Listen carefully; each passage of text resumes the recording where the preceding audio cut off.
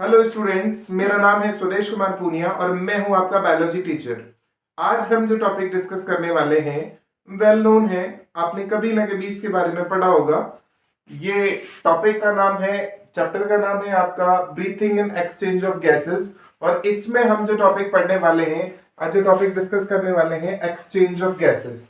Actual में एक word और यूज हो रहा है, कौन सा? Transport of gases. Transport of gases. Actual देखा जाए तो ट्रांसपोर्टेशन ऑफ गैसेस को समझने के लिए हमें एक्सचेंज ऑफ गैस समझना पड़ेगा। मतलब एक्सचेंज ऑफ गैसेस जो है वो मेजर और बड़ा पार्ट है, ट्रांसपोर्ट ऑफ गैसेस जो है वो कैसा है, छोटा पार्ट। तो आइए चलते हैं सबसे पहले एक्सचेंज ऑफ गैसेस के बारे में पढ़ने के लिए। तो पहली चीज तो है ये कि जो एक्सचेंज ऑफ गैस होता है वो होता है कहां पर? वो होता है लंग्स के अंदर। लंग्स जो होते हैं, आप लोगों ने अच्छी तरह से पढ़ा होगा कि आमतौर पर ह्यूमन जो होते हैं, ह्यूमन में दो ऐसे चेस्ट कैविटी में क्या पाए जाते हैं? लंग्स पाए जाते हैं। And that is the primary site to exchange the gases. और इसमें जो लास्ट होता है, ऐसे करके लास्ट में एक बलून लाइक स्ट्रक्चर होता है, that is known as alveoli. क्या कहलाती है बेटा? एल्वियोलाई कहलाती है। तो ये जो एल्वियोलाई है, ये हमारी एक्सचेंज की क्या है? साइट है। देन वी कैन से कि alveoli is the exchange site for gases. ठीक है। और ये जो एक्सचेंज जो हो रहा है वो किसकी वजह से हो रहा है? डिफ्यूजन की वजह से हो रहा है। ये जो डिफ्यूजन हो रहा है उसी की वजह से गैसेस का क्या हो रहा है? एक्सचेंज हो रहा है। और ये जो डिफ्यूजन होता है वो किस में होगा? अगर डिफ्यूजन ब्लड में होता है। डिफ्यूजन किस में होता है? ब्लड में। तो हम लोग इसे कहते हैं पार्शियल प्रेशर। क्या कहते हैं बेटा? पार्शियल प्रेशर कहते हैं। तो ये जो पार्शियल प्रेशर है ये अलग अलग गैसेस के लिए क्या है? अलग है। एक्चुअल में हमें बहुत छोटी सी चीज समझनी है। समझनी क्या है कि जैसे ही हम लोग कभी बच्चों से पूछते हैं या हम लोग जब बताते हैं, तो हम बच्चों से जब ये पूछते हैं कि ऑक्सीजन या कंपाउंड ऑफ गैसेस, कौन सी गैस आप इनहेल करते हैं, तो ज्यादातर बच्चों का जवाब होता है कि हम ऑक्सीजन इनहेल करते हैं। और एक्सेल करते हैं, यानी बाहर जो निकालते हैं वो निकालते हैं CO2। बट एक्चुअल में यहीं पर थोड़ा सा इशू है कि हम जो इनहेल कर रहे हैं, इनहेल में हमारे पास क्या हो जाएगा? Group of gases. क्या हो जाएगा बेटा? ग्रुप ऑफ गैसेस हो जाएगा। और ये ग्रुप ऑफ गैसेस कैसे है? According to the atmosphere. Atmosphere में जितनी भी गैसेस जिस भी कंपाउंड में अवेलेबल है, वही गैसेस हमारी बॉडी में क्या करती हैं? जाती हैं। जैसे 78% क्या है? नाइट्रोजन अवेलेबल है। 20.91 या अप्रोक्सीमेटली 21% क्या है? O2 अवेलेबल है। ठीक है। 0.03% क्या है? CO2 अवेलेबल है।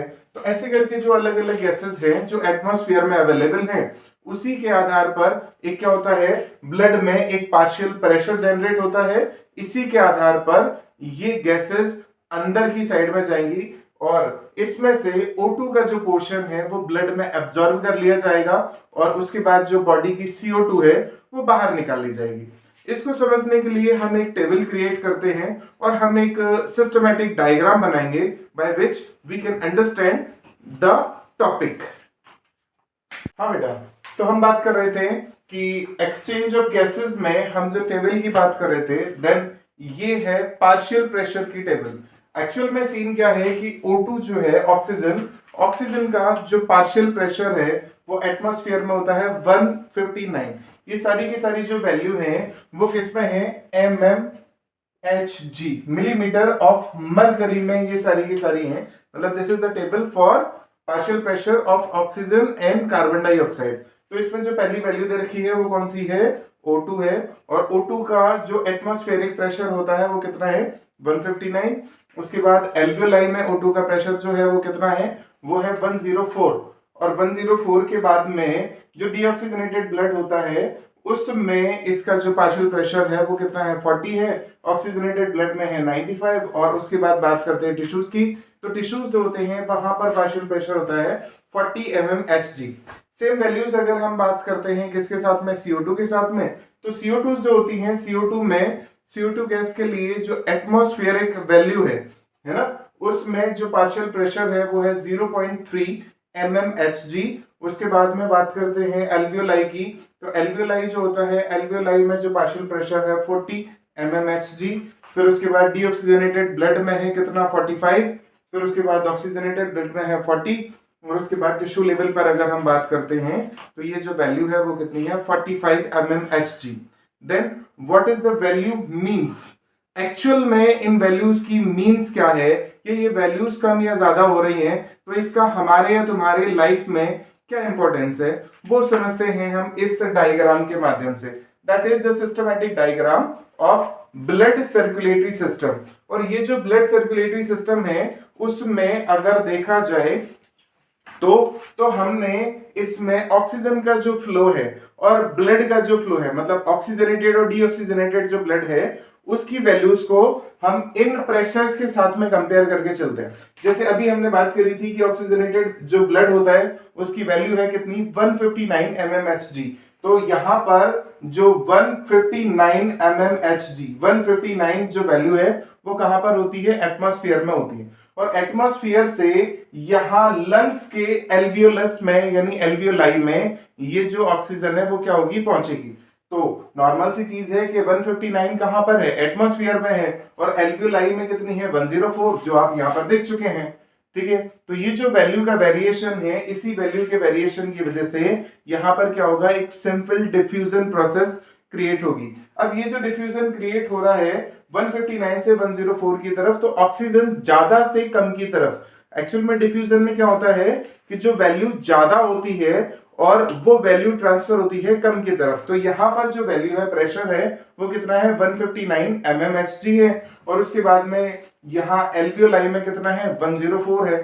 तो ऑक्सीजन बाहर से अंदर की साइड में क्या हो जाएगी, ट्रांसफर होगी। यानी PO2 की जो वैल्यू है वो कितनी है 104 है, और बाहर जो ऑक्सीजन का प्रेशर है वो कितना है, वो है 159। तो बाहर से अंदर की साइड में क्या हो जाएगा, ऑक्सीजन ट्रांसफर हो जाएगा।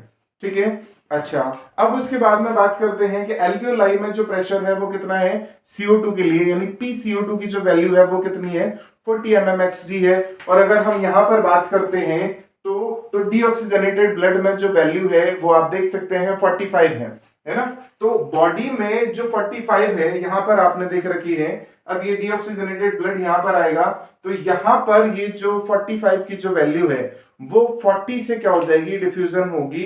तो बॉडी में से जो CO2 है वो कहां चली जाएगी, एल्वियोलाई में चली जाएगी। और एल्वियोलाई से जो O2 है वो अंदर ब्लड में ट्रांसपोर्ट कर ली जाएगी। ठीक है, एब्जॉर्ब कर ली जाएगी। ये जो ट्रांसपोर्टेशन है, ठीक है, ये ट्रांसपोर्टेशन कैसे होगा, आप देखिए कि जैसे ये ऑक्सीजन है ना, PO2 की वैल्यू कितनी थी 104। अब ये यहां पर ये जो वैल्यू हुई है, ये जो एक्टिविटी हुई है, ये एक्टिविटी कहां पर हुई है, ये हुई है लंग्स में। देन यू कैन से कि ये जो पूरा का पूरा जो प्रोसेस है वो कहां हो रहा है, लंग्स में। और यहां पर हम लोगों ने ये चीज मेंशन की हुई है कि एल्वियोलाई जो है वो लंग्स का क्या है, बेसिक यूनिट है। ठीक है, तो यहां पर ऑक्सीजन जो है वो कहां आ गई है, ये लंग्स से ब्लड में ट्रांसपोर्ट कर दी गई। ठीक है, अच्छा अब उसके बाद में ये जो ब्लड है वो कैसा हो गया है, ऑक्सीजनेटेड ब्लड है। तो हमने ये जो ग्रीन कलर की जो लाइंस बनाई है वो बनाई है ऑक्सीजनेटेड ब्लड के लिए। रेड कलर की जो लाइंस बनाई है वो बनाई है डीऑक्सीजनेटेड ब्लड के लिए। उसके बाद में हमने ब्लैक और ब्लू कलर से मार्किंग की है। और उसके बाद में जो इंटरनल पार्ट है यानी जो सेप्टम्स हैं वो भी हमने ब्लू कलर से क्या की है, मार्क किए। ठीक है, आपको समझने में थोड़ी सी आसानी रहेगी इस चीज को लेके। अब बात करते हैं हम लोग किसकी, की जो ऑक्सीजनेटेड ब्लड है ये किस में आया है, लेफ्ट एट्रिया में आया है या लेफ्ट एट्रियम में आया है।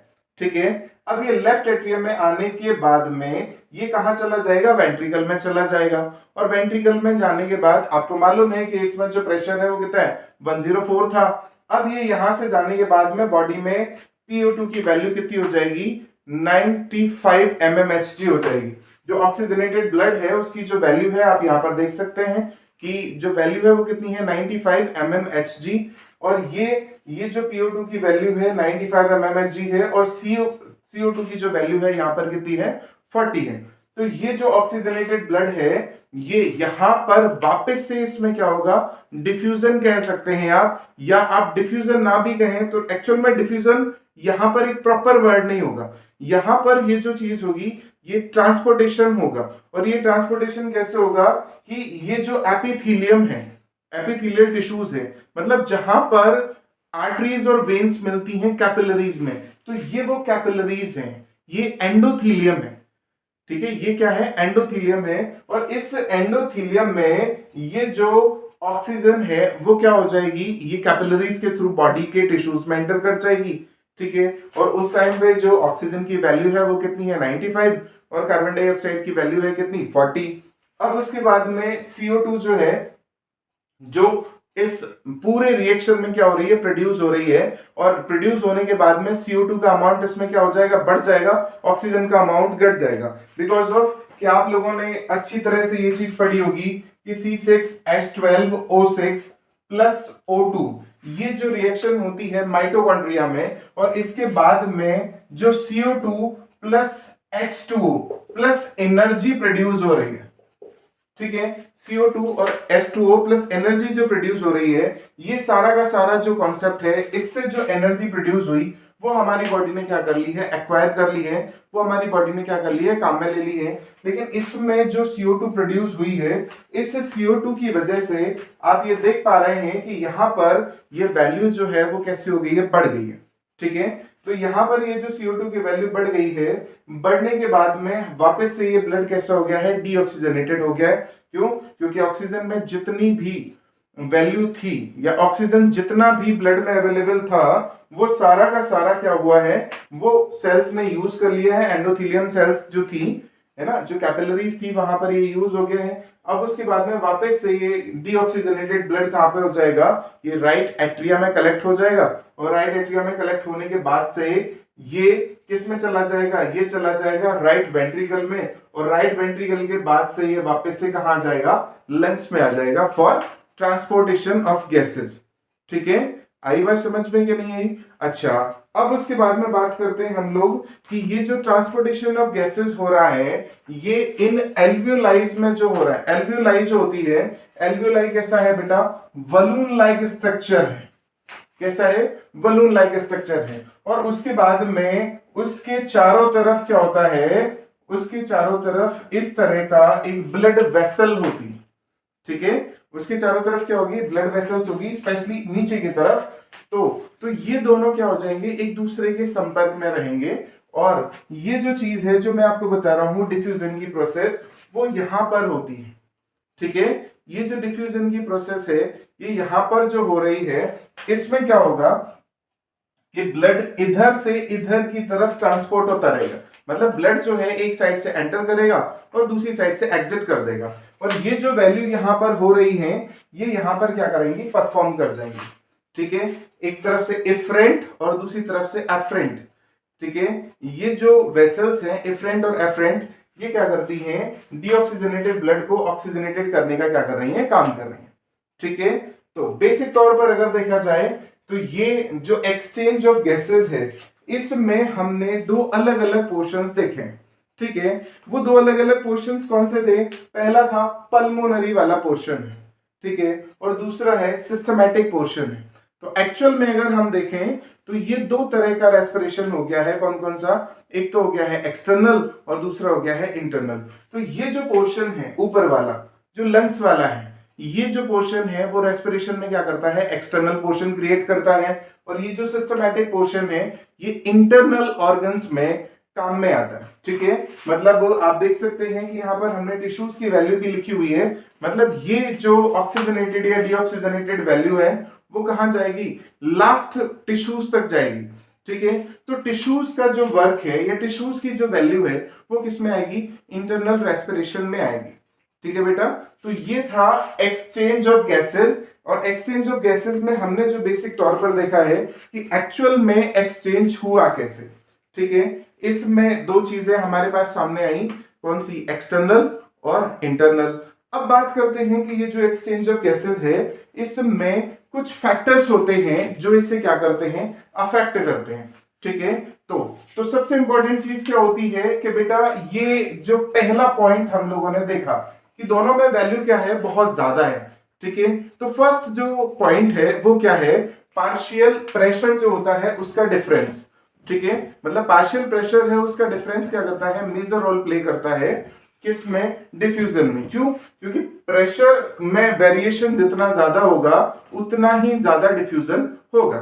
ठीक है, और जितना कम प्रेशर में वेरिएशन होगा उतना ही प्रेशर में जो डिफरेंस है वो कम होने की वजह से ये डिफ्यूजन की प्रोसेस भी कैसी हो जाएगी, कम हो जाएगी। ठीक है, अच्छा अब उसके बाद में बात करते हैं कि नॉर्मल सी चीज है कि ये जो एल्वियोलाई है हमारी, एल्वियोलाइज का सरफेस एरिया जितना ज्यादा होगा डिफ्यूजन के चांसेस भी उतने ही ज्यादा होंगे। टोटल जो एल्वियोलाइज है, ठीक है, जो बॉडी में जो लंग्स अवेलेबल है हमारे पास में चेस्ट कैविटी में दोनों साइड में, उनका अगर हम टोटल वैल्यू लगा के देखें तो टोटल जो एल्वियोलाई हैं वो मतलब 750 स्क्वायर फीट में, ठीक है, क्या करती है, एरिया कवर करती है। मतलब टोटल जो एरिया है वो 750 स्क्वायर फीट का एरिया कवर करती है, जो अगर हम सारी एल्वियोलाइज को एक दूसरे से जोड़ देते हैं तो।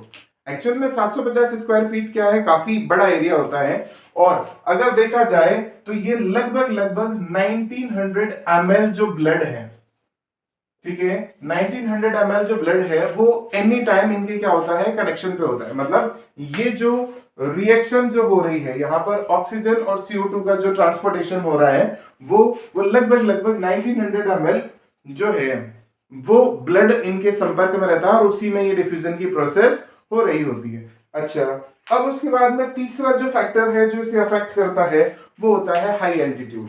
जैसे ही आप लोगों ने देखा होगा कि जैसे हम ऊंचाइयों पर जाते हैं, जैसे पहाड़ों पर जाते हैं, तो पहाड़ों पर हवा की जो लेयर है यानी ऑक्सीजन की जो लेयर है वो थोड़ी सी थिन है।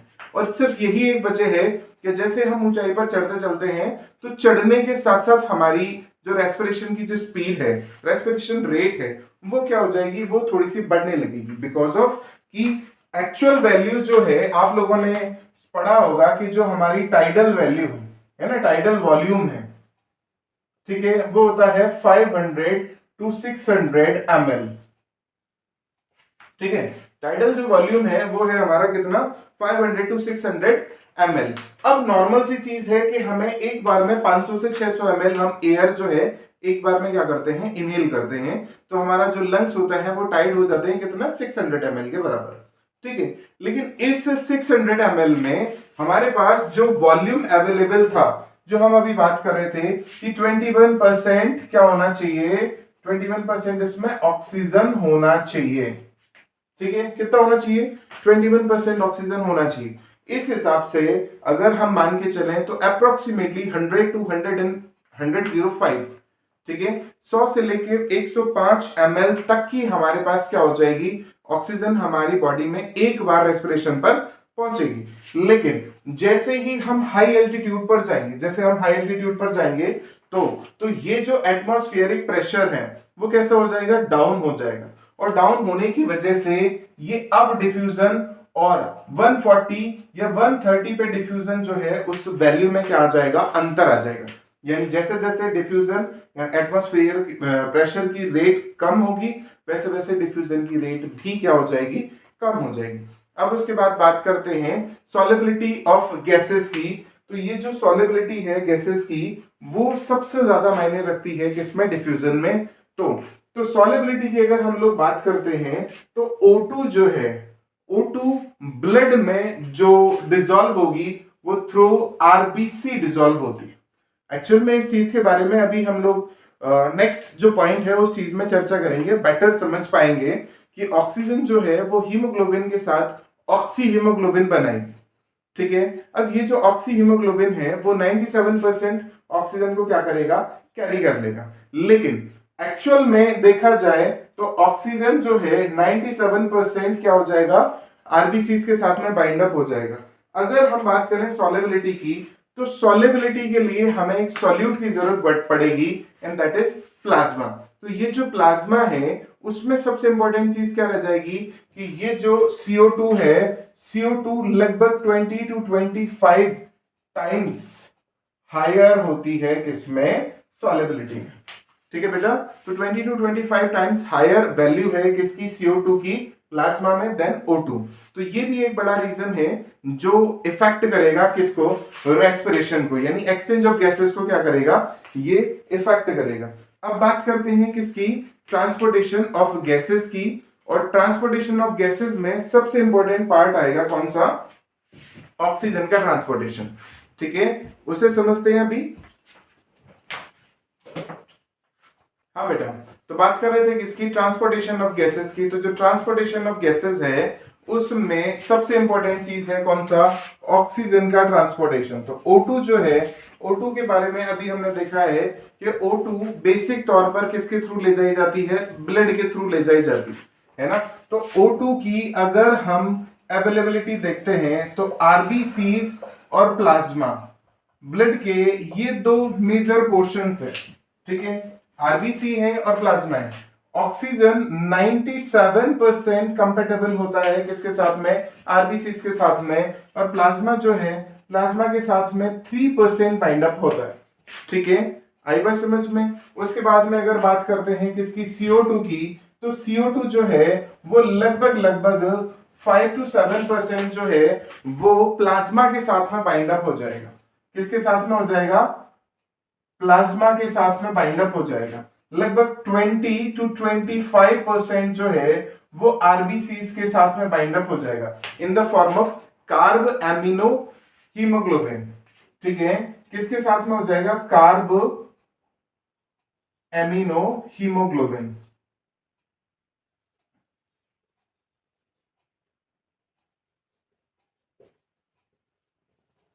ठीक है बेटा, CO2 जो है 5 to 7% किसके साथ में डिसॉल्व हो जाएगा, प्लाज्मा में डिसॉल्व हो जाएगा। 20 to 25% कैसा हो जाएगा, आरबीसी के थ्रू कैरिड आउट होगा in the form of carb amino haemoglobin. और लगभग 70% जो है वो बाइकार्बोनेट्स के फॉर्म में जाता है। मतलब बाइकार्बोनेट्स के फॉर्म में बॉडी में क्या करता है, ट्रैवल करता है। यानी ट्रांसपोर्टेशन जो है वो ये 3 फॉर्म में। अगर हम बात करते हैं किसकी, O2 की, तो O2 जो होता है वो आरबीसी के साथ में बाइंड अप होके क्या बनाएगा, हीमोग्लोबिन जो है, ऑक्सीजन हीमोग्लोबिन के साथ बाइंड अप होके ऑक्सी हीमोग्लोबिन बनाता है। ठीक है, ऑक्सीजन आरबीसी के साथ बाइंड अप होके क्या बनाएगा, ऑक्सी हीमोग्लोबिन बनाएगा। और आप ये देख सकते हैं कि 97% जो ऑक्सीजन है वो आरबीसी के साथ में क्या हो रही है, बाइंड अप हो रही है। और ये बाइंड अप होने के बाद में क्या बनाएगी, ऑक्सी हीमोग्लोबिन। ठीक है, आई कि नहीं है बात समझ में बेटा। तो ये एक्चुअल में that is the most important word. ठीक है, ये जो वर्ड है ये बहुत इंपॉर्टेंट है क्योंकि इस वर्ड से बहुत सारी चीजें रिलेट करती हैं। आप समझने की कोशिश करेंगे, थोड़ा सा मतलब आप कह सकते हैं कि थोड़ा सा टिपिकल है, बट हम लोग समझने की कोशिश करेंगे, धीरे धीरे से इलैबोरेट करेंगे तो ये चीजें बहुत अंडरस्टैंडेबल होने वाली हैं। ठीक है, कि ये जो ऑक्सीजन है, ऑक्सीजन आरबीसीज के हीमोग्लोबिन पर, ऑक्सीजन आरबीसीज के हीमोग्लोबिन पर क्या हो जाएगी, बाइंड अप हो जाएगी और फॉर्म करेगी क्या, ऑक्सी हीमोग्लोबिन। या आप यहां ना लिख के अगर हम इसे ऐसे करते हैं,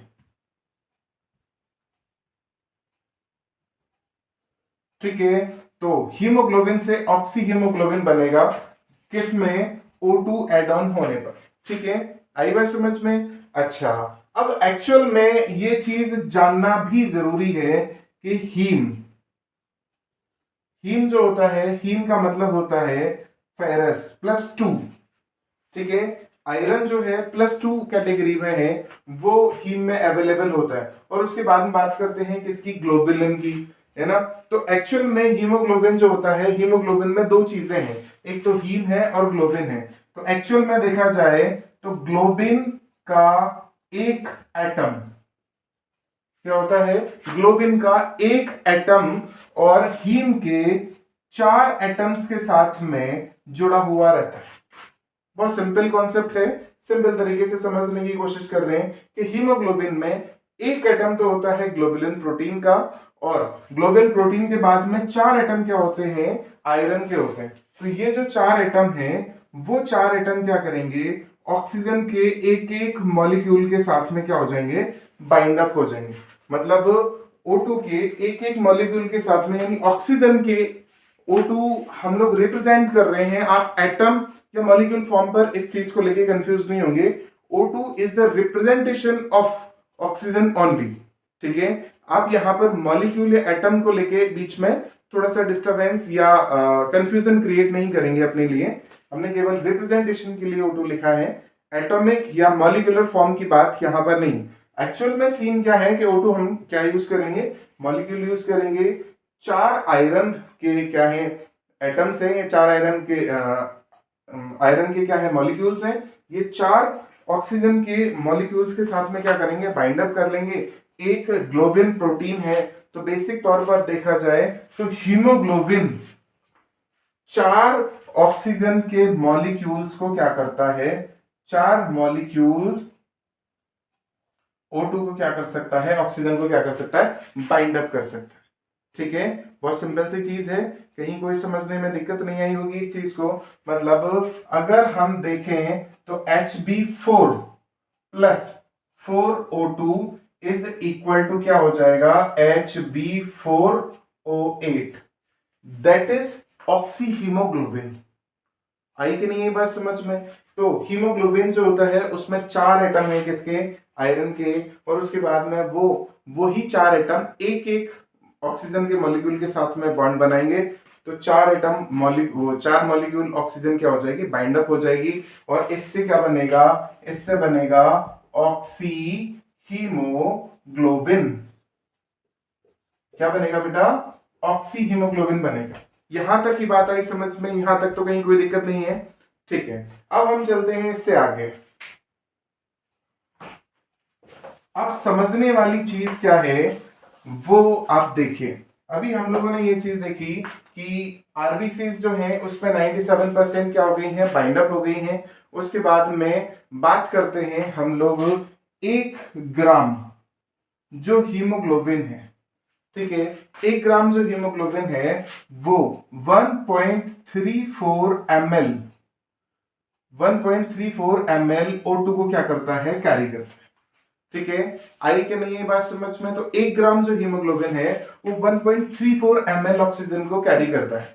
ऑन एन एवरेज अगर हम लोग बात करते हैं तो 100 ml ब्लड की अगर वैल्यू देखा जाए तो उसमें 15 ग्राम हीमोग्लोबिन होता है।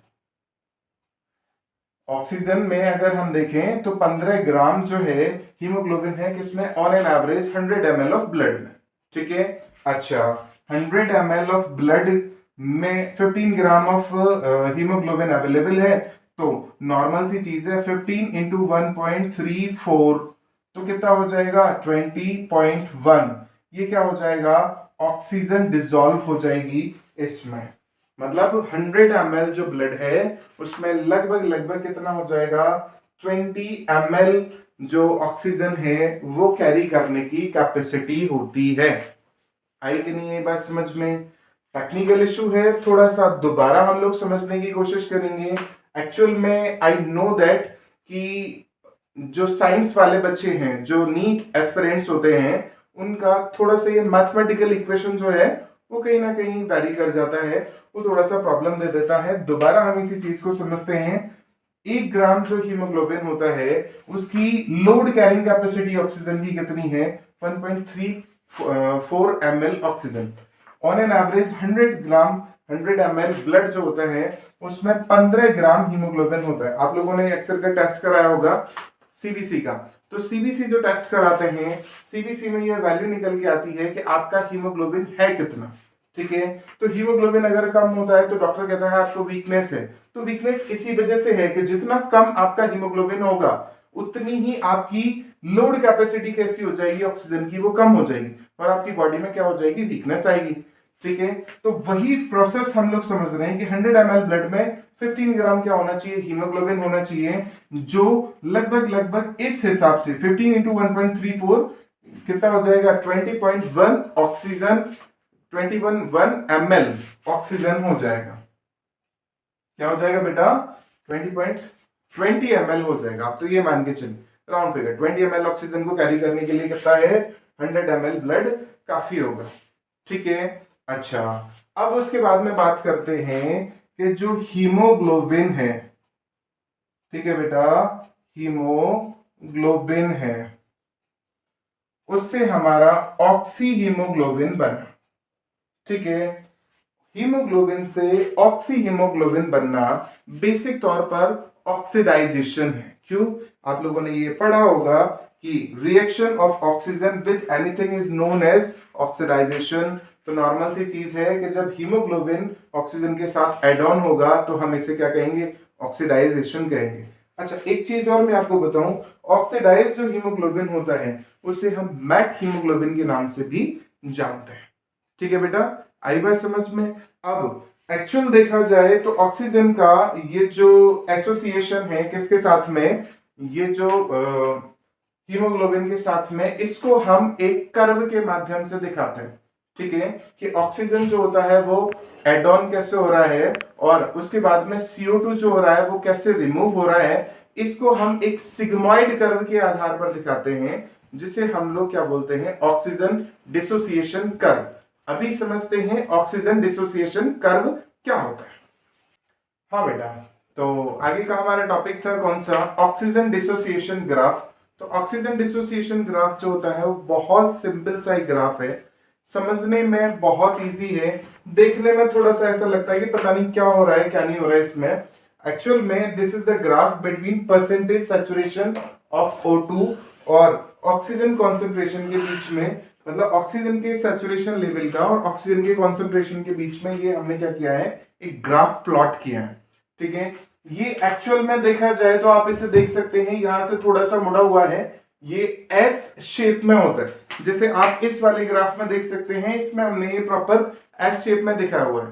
ठीक है, तो ये वाला जो ग्राफ है ना, इसको हम एस शेप ग्राफ या सिग्मॉइड ग्राफ कहते हैं। ठीक है, इसका जो नाम है हमने कैसा रखा है, एस शेप का रखा है, S shape, S shape graph या सिग्मॉइड। ठीक है, ये मतलब एस शेप ग्राफ हो गया या सिग्मॉइड ग्राफ हो गया। एक्चुअल में हम लोग इसका जो यूज करते हैं वो concentration of hydrogen ion, temperature, ठीक है, उसके बाद में 2,3-BPG यानी बाइफॉस्फोग्लिसरेट, बाइफॉस्फोग्लिसरेट। ये एक्चुअल में जो आरबीसीज में पहले डाइफॉस्फोग्लिसरेट मिलता था, आजकल इसे हम लोग बाइफॉस्फोग्लिसरेट कहते हैं। ठीक है, CO2 कंसंट्रेशन के लिए, O2 कंसंट्रेशन के लिए हम लोग इसका यूज करते हैं। ठीक है, तो ऑक्सीजन डिसोसिएशन ग्राफ जो होता है वो हाईली रिकमेंडेड होता है कि हम लोग ये जो कंडीशन है, मतलब CO2 का जो लेवल है, यानी CO2 के अगर हमें ऑक्सीजन के या CO2 के डिसोसिएशन के एसोसिएशन के बारे में अगर हमें जानकारी चाहिए तो हमारे लिए सिग्मॉइड एसोसिएशन जो ग्राफ है या ऑक्सीजन डिसोसिएशन जो ग्राफ है वो कैसा होगा, काफी यूजफुल होता है। ठीक है, अच्छा अगर हम बात करते हैं ये बीच वाली लाइन जो आप सभी बच्चों को दिखाई दे रही होगी, ये जो बीच वाली लाइन है ये एक्चुअल में हमारा ग्राफ है। ठीक है, ये जो ग्राफ होता है अगर लेफ्ट शिफ्ट होता है या राइट शिफ्ट होता है तो उनकी दोनों की अलग अलग वैल्यूज होती हैं। लेफ्ट शिफ्ट का मतलब होता है इंक्रीजिंग द एफिनिटी। ठीक है, मतलब लेफ्ट शिफ्ट का मतलब है कि ये जो एफिनिटी है वो कैसी हो गई है, इंक्रीज हो गई है। और ये कौन कौन सी कंडीशंस पर होगा, ये अगर PCO2 की जो वैल्यू है, ठीक है, PCO2 की जो वैल्यू है वो कैसी हो जाएगी, डाउन हो जाएगी। तो ये कैसा हो जाएगा, लेफ्ट शिफ्ट में आएगा। फिर उसके बाद में ये जो वैल्यू है किसकी, H पॉजिटिव आयंस की, मतलब concentration of H positive ions, वो अगर डिक्रीज होगा तो भी लेफ्ट शिफ्ट होगा। फिर उसके बाद pH की जो वैल्यू है वो बढ़ेगी तो भी लेफ्ट शिफ्ट होगा। उसके बाद में 2,3-BPG या DPG, डाइफॉस्फोग्लिसरल्डिहाइड, जो प्रीवियसली कॉल्ड था, आजकल हम इसे क्या कहते हैं, BPG कहते हैं, आरबीसीज में न्यूली फाउंडेड है।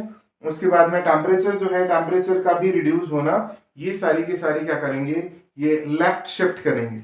और लेफ्ट शिफ्ट का मतलब होता है कि एफिनिटी कैसी हो रही है, इंक्रीज हो रही है। उसके बाद में अगर हम इसे कर्व को क्या करते हैं, राइट शिफ्ट करते हैं, तो राइट शिफ्ट करने पर PCO2 की वैल्यू क्या हो जाएगी, बढ़ेगी। उसके बाद में जो H पॉजिटिव आयंस जो है, कंसेंट्रेशन ऑफ हाइड्रोजन आयन है, वो कैसा हो जाएगा, वो भी इंक्रीज होगा। उसके बाद pH लेवल डाउन जाएगा। उसके बाद में 2,3 BPG की वैल्यू कैसी हो जाएगी, अप हो जाएगी। और टेम्परेचर की वैल्यू भी कैसी हो जाएगी, अप हो जाएगी। ठीक है बेटा, तो आई के नहीं बात समझ में। अच्छा, अब इस ग्राफ की वजह से हमारे पास में कुछ वर्ड्स नए आए हैं। ठीक है, अब कुछ वर्ड्स नए आए हैं, जैसे अभी हमने यहां पर PCO2 की वैल्यू को क्या किया है, बढ़ाया है। ठीक है, तो इससे एक नया वर्ड, एक नया इफेक्ट जनरेट हो रहा है। आप लोगों को मालूम होना चाहिए कि PCO2 की वैल्यू जो है वो क्या करेगी, ऑक्सी हीमोग्लोबिन को ब्रेक कर देगी। ठीक है बेटा, ऑक्सी हीमोग्लोबिन का डिसोसिएशन होने लगेगा when concentration of PCO2 will be increased. That is known as Bohr effect. ठीक है, when the PCO2, ठीक है, concentration will increase, PCO2 की जो वैल्यू है वो कैसी हो जाएगी, इंक्रीज हो जाएगी। तो ऑक्सी हीमोग्लोबिन कैसा हो जाएगा, वो डिक्रीज हो जाएगा, यानी ऑक्सी हीमोग्लोबिन डिसोसिएट होने लगेगा। ये जो वैल्यू है ये कैसी हो जाएगी, ये एक इफेक्ट क्रिएट करेगी, that is known as Bohr effect. अच्छा, इन वैल्यूज के आधार पर हमारे पास और कई सारी चीजें भी निकल के आती, जैसे क्लोराइड शिफ्ट हो गया, हैमबर्गर इफेक्ट हो गया। तो ये सारी चीजें हम अगली क्लासेस में डिस्कस करेंगे। तब तक के लिए till then bye bye, thank you.